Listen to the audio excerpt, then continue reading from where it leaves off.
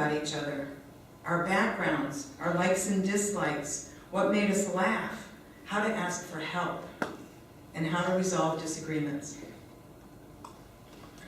Within 6 months, we had added another 4 moms, their 2-year-olds, and a couple of newborns.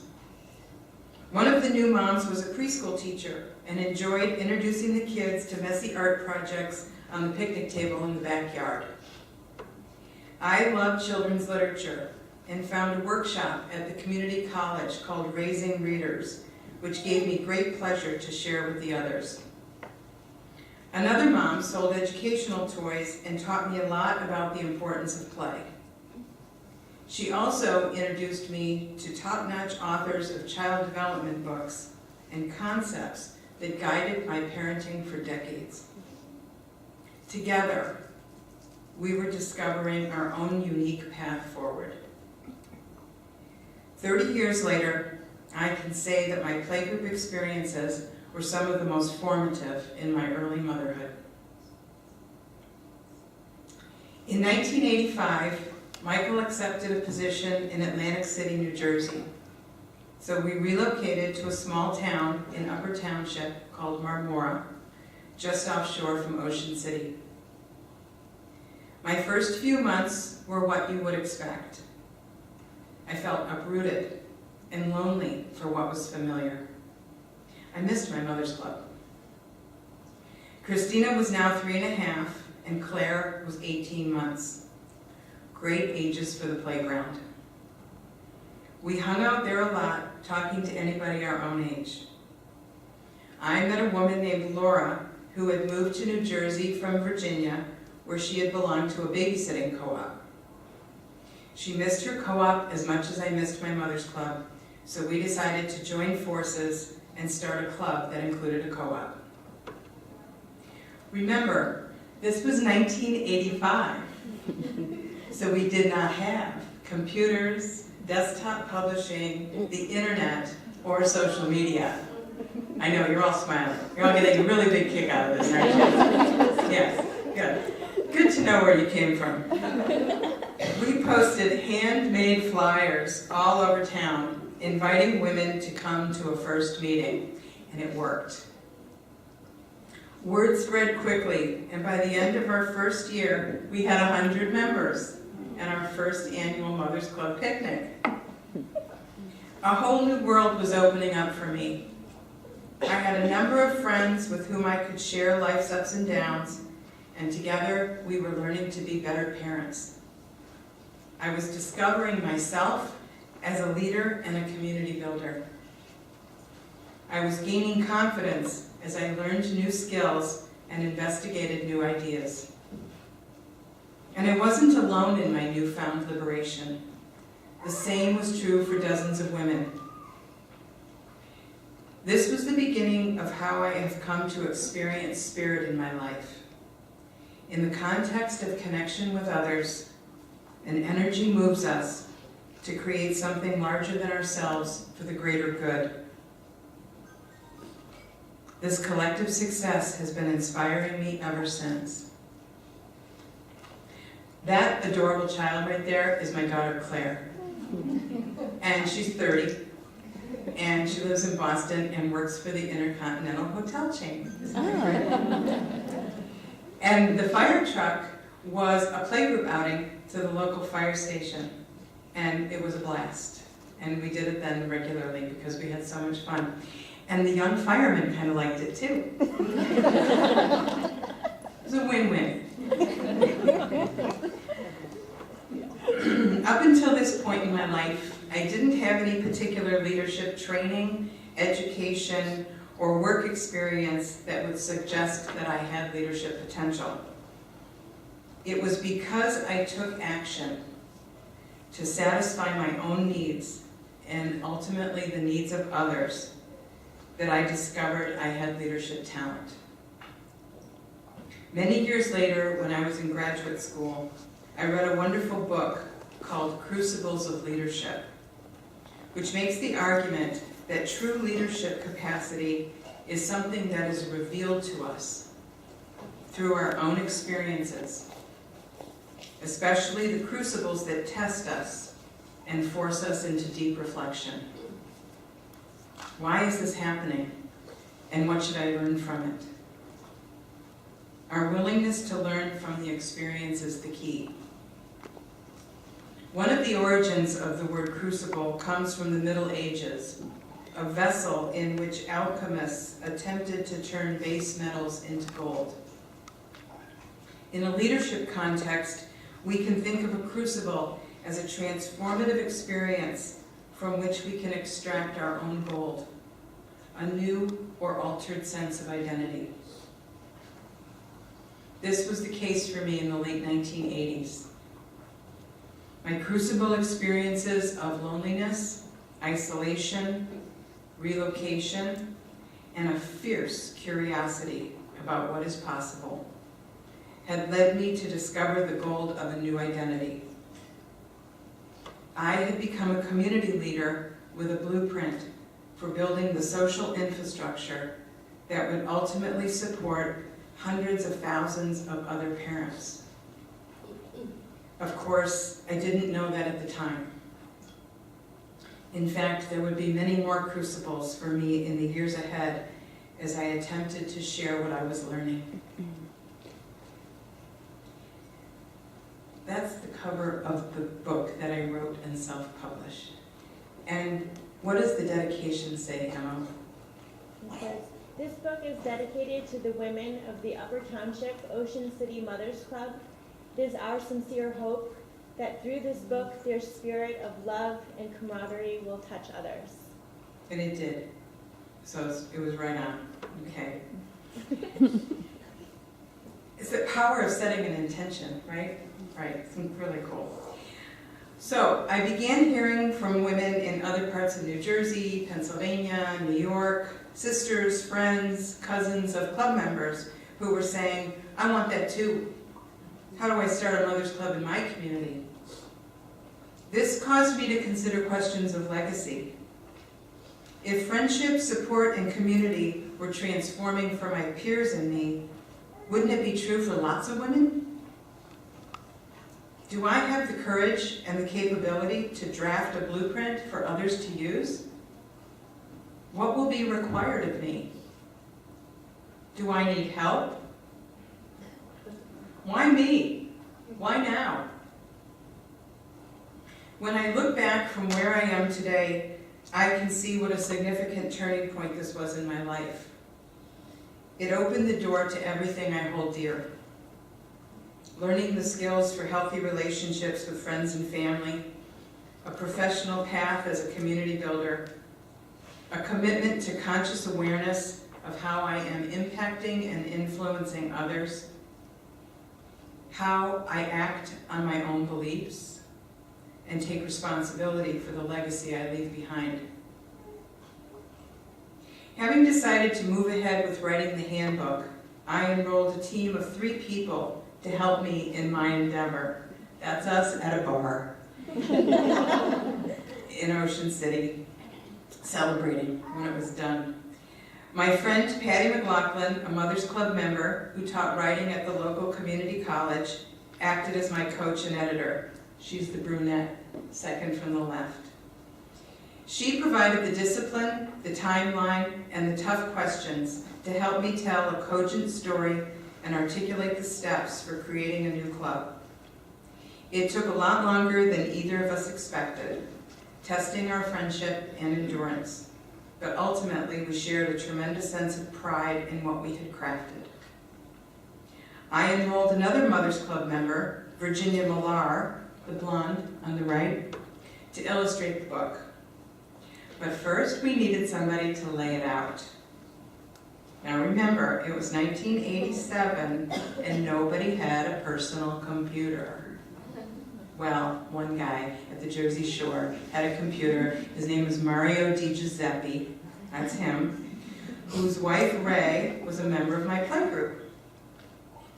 He had an enormous desktop the size of a desk with a black screen and a seat prompt. Do you remember this? Does anybody remember this? Okay. Which operated on WordPerfect, remember that? Which meant that a single format change could result result in losing days' worth of work. Remember that? We spent many nights consoling each other about what needed to be redone. By the time the book was finished, self-published, and 500 copies were delivered to my front door, Michael had accepted a new position in San Francisco. Once again, I was packing up our home for a cross-country relocation. This time, it was heartbreaking. The girls and I would be leaving behind our closest friends, their elementary school, and some of the happiest memories of our lives. For me, I was walking away from an identity that meant the world to me. Founder of the Mothers Club, local community leader, and Gwen's best friend.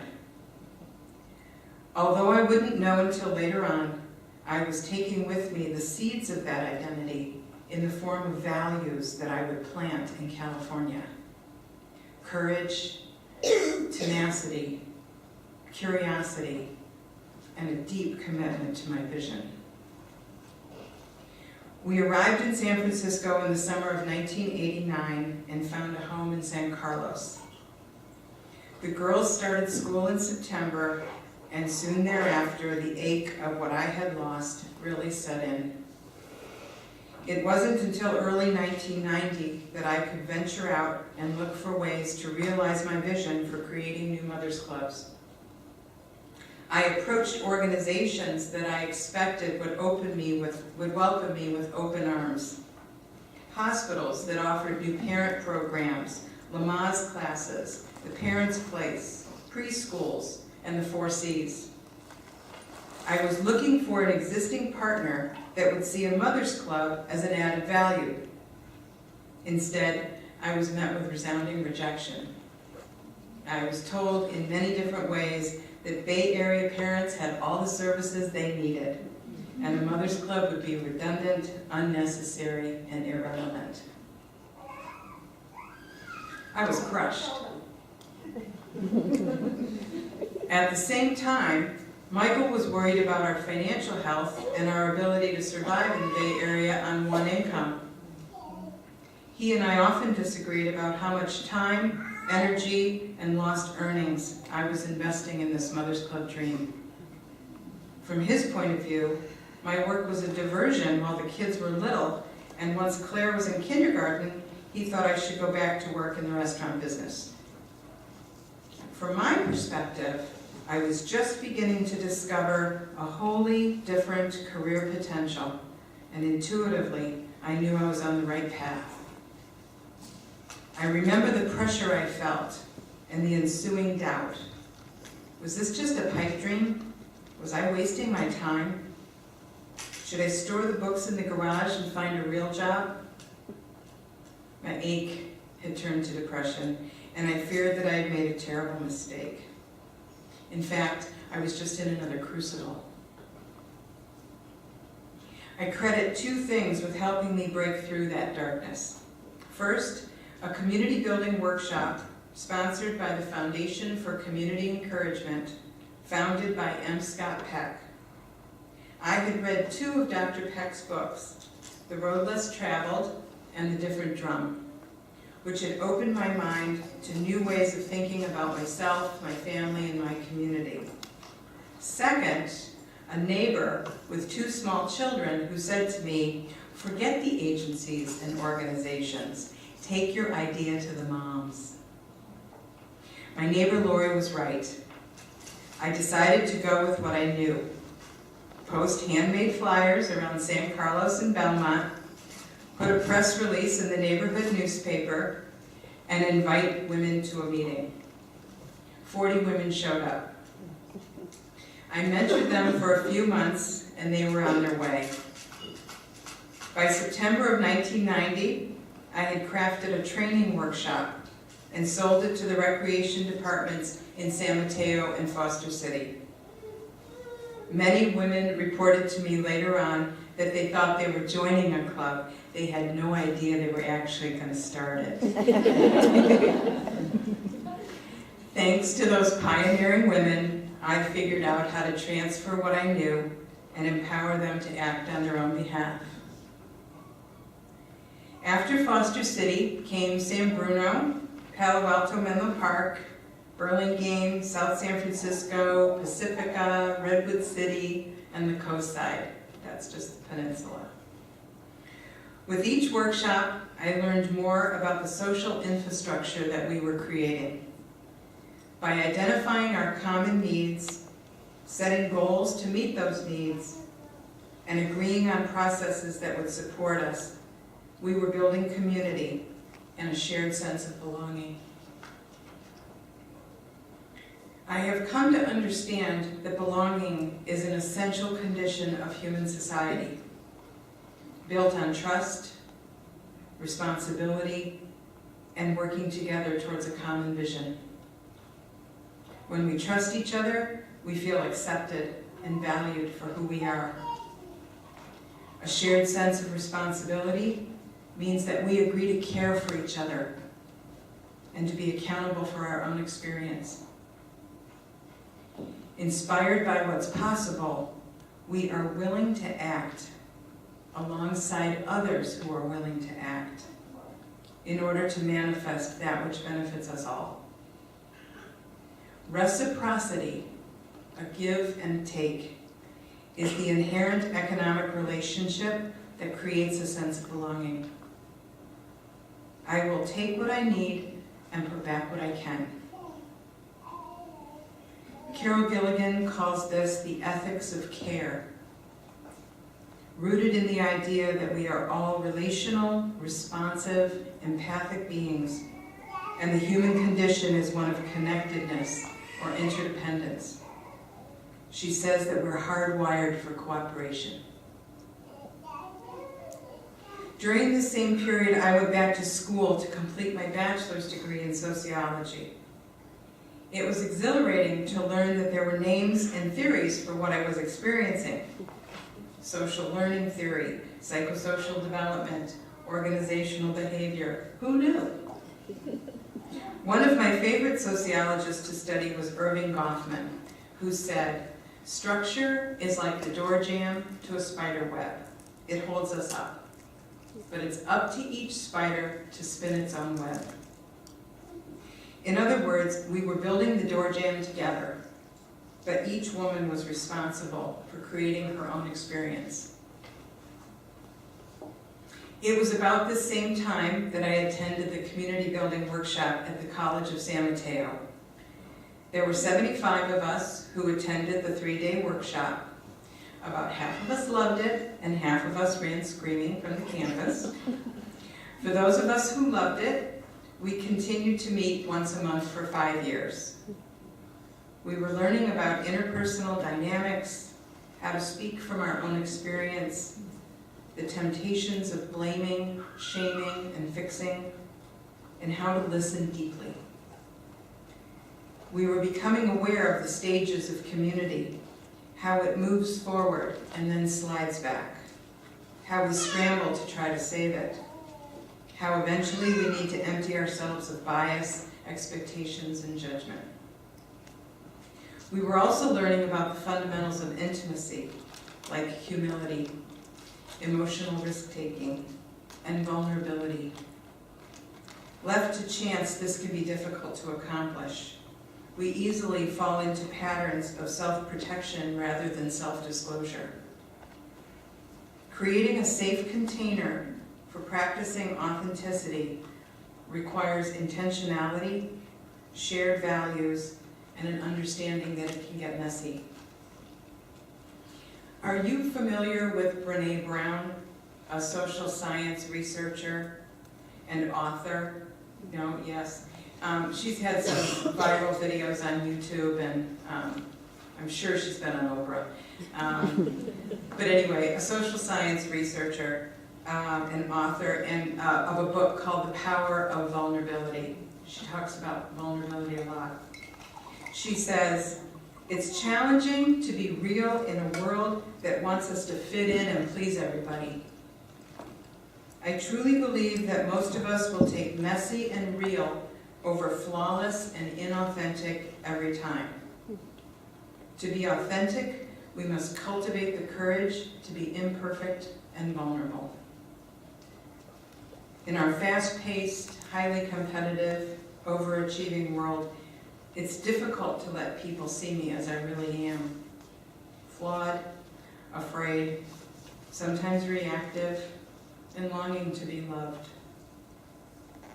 The community building group helped me learn to admit what I don't know, to let go of looking like I've got it all together, and how to be curious about others. My friend Rabbi Eric Weiss says, curiosity builds empathic bridges. I want to say that again. Curiosity builds empathic bridges. In other words, when I am curious about the other person, I learn what connects us. It's that simple. So, for example, asking each other questions like, tell me about your family. Where did you grow up? Why did you leave? What makes your heart sing? Who do you admire? What inspires you? This is the foundation of community, discovering the values, experiences, and beliefs that we have in common, so that when our differences surface, we will be able to navigate them with respect, empathy, and mutual understanding. Between 1990 and 1996, I taught nearly 40 workshops to start Mothers Clubs in 5 Bay Area counties.